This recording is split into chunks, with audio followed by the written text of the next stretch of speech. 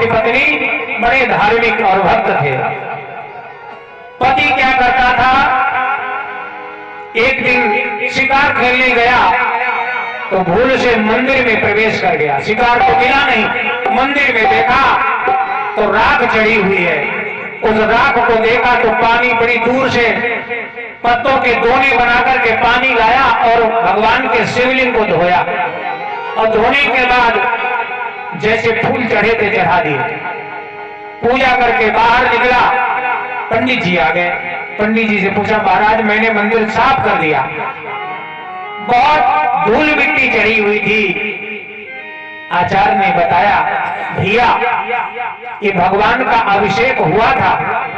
बोला उस पर राख चढ़ी हुई थी। बोले हाँ, ये चिता की भस्म थी। चिता की भस्म से जो भगवान का अभिषेक करता है, भगवान भोलेनाथ उसे मनवांछित फल देते हैं। बोले अब मेरी प्रतिज्ञा है, अब नित्य प्रति में चिता की राख ला करके सबसे पहले भोलेनाथ का पूजन करूंगा और उसके बाद जलपान करूंगा। वो चिता राख नित्य प्रति ला कर और भोले के तन पर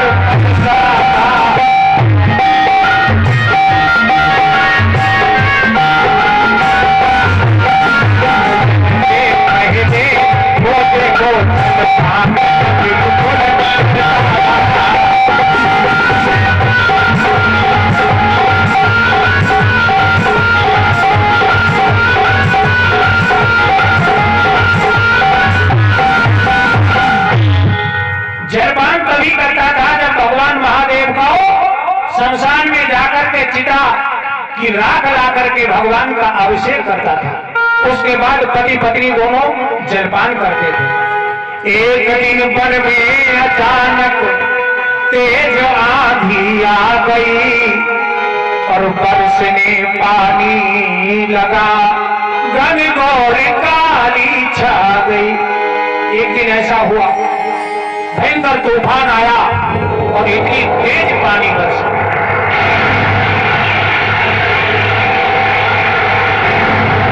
बादलों की गड़गड़ाहट के साथ तूफान आया और बारिश होने लगी। इधर बरसात हो रही है।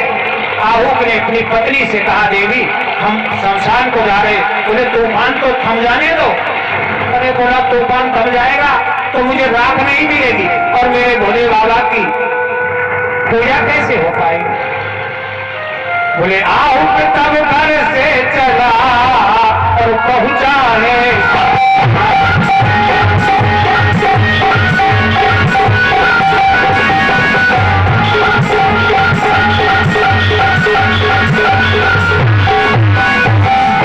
आहूक तब घर से पहुंचा है शमशानी और पिता रात जमुना में क्या हुआ बहुत।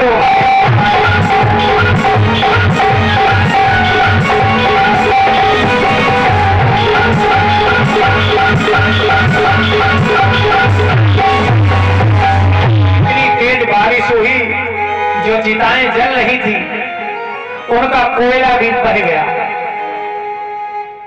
बहुत देर तक बैठा रहा, शाम होने को आई, पानी रुका, लेकिन राख सब जल में बह गए, दरिया में बह गए। अब विचार कर रहा अब क्या होगा। लगता है जीवन में मेरे अब परीक्षा आ गई। हे महादेव, मैंने दृढ़ संकल्प लिया है कि मैं भोजन और जल ग्रहण तभी करूंगा जब तुम्हारा अभिषेक हो जाएगा। रात्रि में मुर्दा आएंगे कहां से, और रात्रि बीत गई तो पूजा खंडित हो जाती है। आहूक लौट करके रोता हुआ घर आया। पत्नी ने देखा, स्वामी क्या हुआ, क्यों रो रहे हो। जब से मैंने देखा तुमको उदास ही आते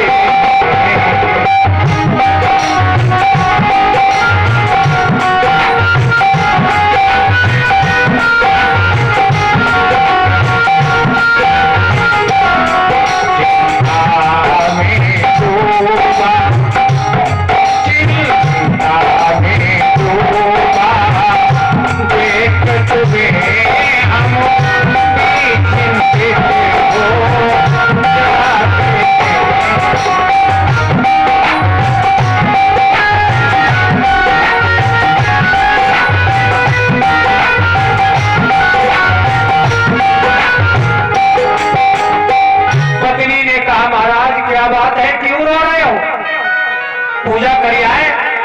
बोले देवी आज मेरी पूजा अधूरी रह गई, लगता है मेरे जीवन की अंतिम घड़ी है। यदि भगवान का अभिषेक नहीं कर पाया तो मैं जीवित कैसे रहूंगा। पत्नी ने कहा चिंता क्यों कर रहे हो आप, ये गम की बदरिया क्यों छाई है मन उदास, और छोड़ दो गम को मैं दूंगी चिता की रात, बदरिया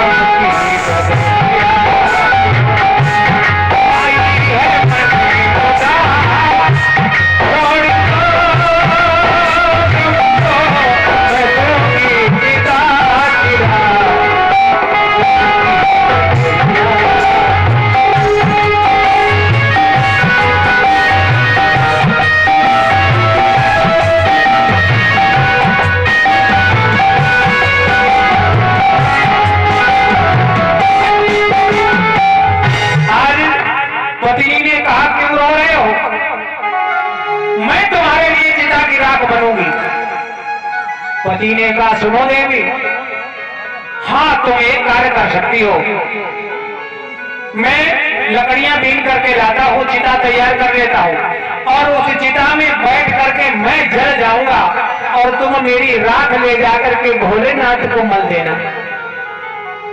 पत्नी ने सुना तो धड़म से नीचे गिरी, अरे महाराज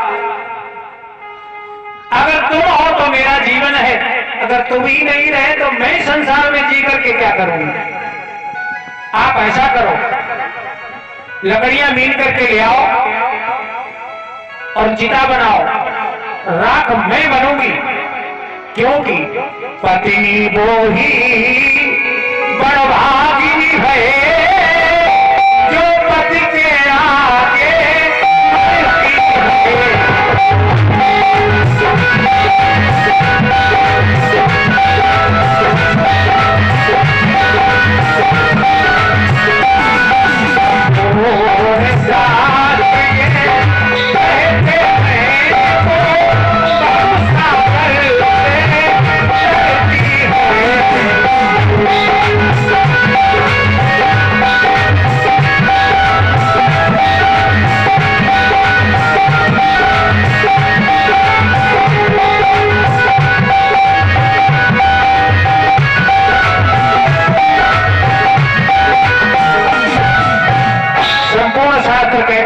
पत्नी अपने पति के आगे अपने शरीर को छोड़ती है वो सदैव सधवा रहती है। और एक बात और आपको बता दें, जो नारियां जो माताएं बहनें अपने घर में ब्रह्म मुहूर्त में उठ करके सबसे पहले गायत्री मंत्र या भगवान का नाम लेकर के अपने कार्य को शुभारंभ करते हैं, उन्हें वैधव्य जीवन बिताना नहीं पड़ता।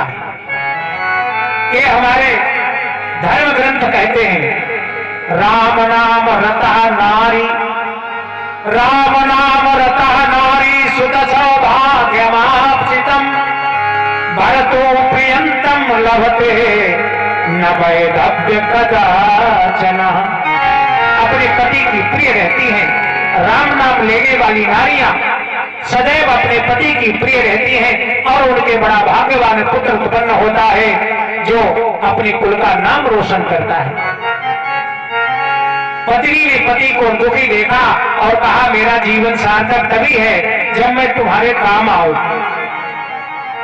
आइए 2 मिनट का समय और उसके बाद साध्वी जी आपके सबक उपस्थित है, मंचासीन है, आपको अग्रिम चर्चा सुनाएंगी।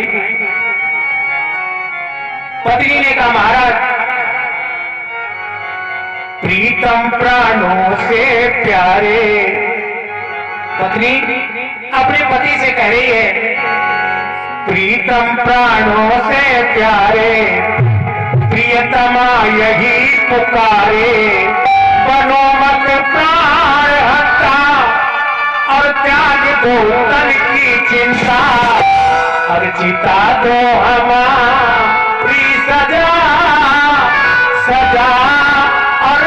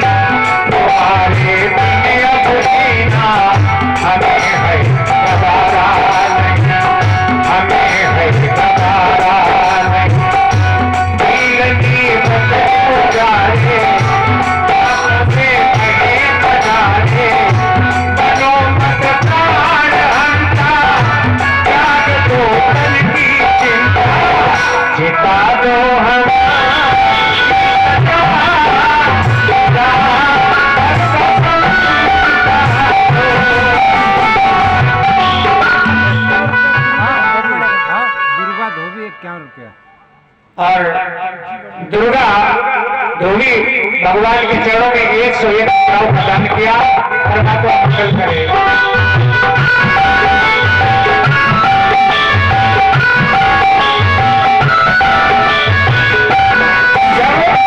भीलनी ने जिद की, भीलनी की बाणी सुन, भील जंगल को धारा अधिक बरसात के कारण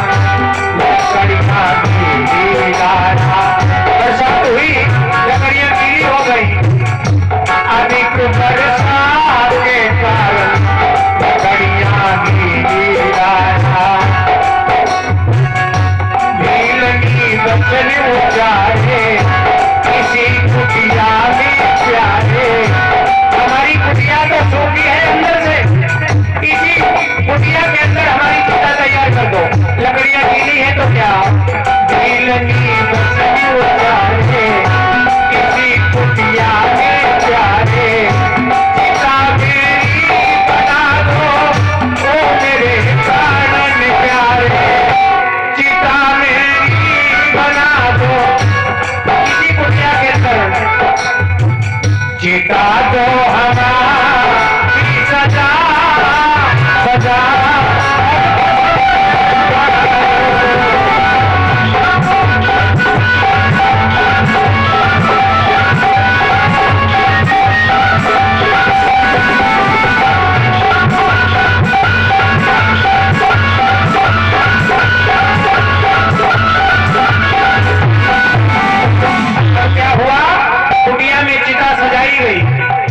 और जैसे ही आग लगी कुटिया में, लकड़ियां भी जलने लगी। जली कुटिया तो ज्वाला रंग दिखलाने लगी, जली कुटिया तो ज्वाला रंग दिखलाने लगी। उधर भीलनी घूम कर नाचने गाने लगी। भीलनी नाच रही है, आज मेरा शरीर मेरे पति के काम में आएगा और भगवान भोलेनाथ के चरणों में मेरे शरीर की राख चली जाएगी। बड़ी प्रसन्न मुद्रा में नाच रही है। जली कुटिया तो ज्वाला रंग दिखलाने लगी।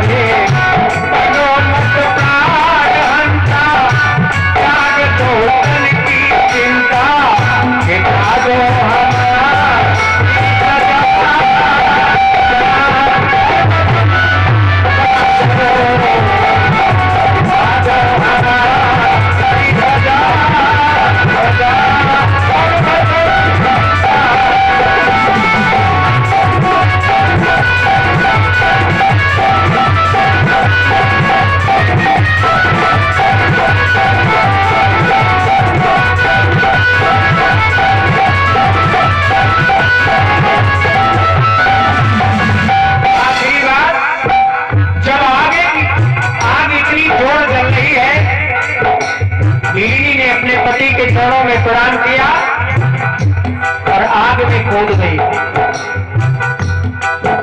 इधर भगवान महादेव कैलाश पर्वत पर बैठे हुए विचार कर रहे, ये बड़े विलक्षण भक्त हैं। देख भक्तों की भक्ति भक्त भयहारी जाए, भगवान भोलेनाथ एकदम आगे गोद भी उठाई और त्रिपुरारी आए। आग में भगवान प्रवेश कर गए और सीता से उस ढीलनी को उठा लिया। सीता ने जो भोग पड़ी है मुसीबत की घड़ी है, नीली लहरें के निहारे आंखों के बहे बनारे। अब वक्त हो रहा है, भगवान ने ढीलनी को अपने हाथों में उठा करके बाहर निकल आए। उस सीता की भस्म ली और भगवान के चरणों में मलने लगा। बस मल करके ज्ञानी भक्त ने वचन सुनाए, पूजेंगे शिव को सदा। आप लोग भी तालियां बजा के कहें कि पूजेंगे शिव को सदा सदा।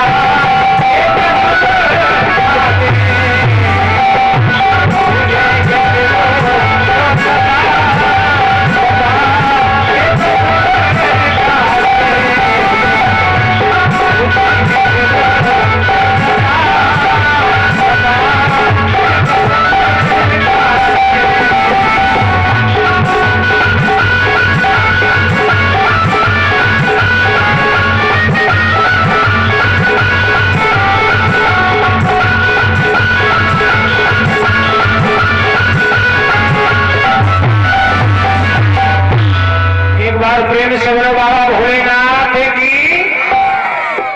केदारनाथ में जो सबसे पहले चिता के भस्म की जो पूजा की है यही भक्त था जिसका नाम था आहू। पहली पूजा चिता भस्म की इस भील ने की थी। तब से भगवान देवादिदेव महादेव का इसी प्रकार से अभिषेक हो रहा है। रुद्राभिषेक कराएंगे तो आपको चिता के भस्म की जरूरत पड़ेगी जो बढ़िया पैकिंग में बिकती है परचून की दुकानों पर। आइए सभी जोर से जयकारा लगाए। बोलिए महादेव बाबा की, मैया पार्वती की। अग्रिम चर्चा।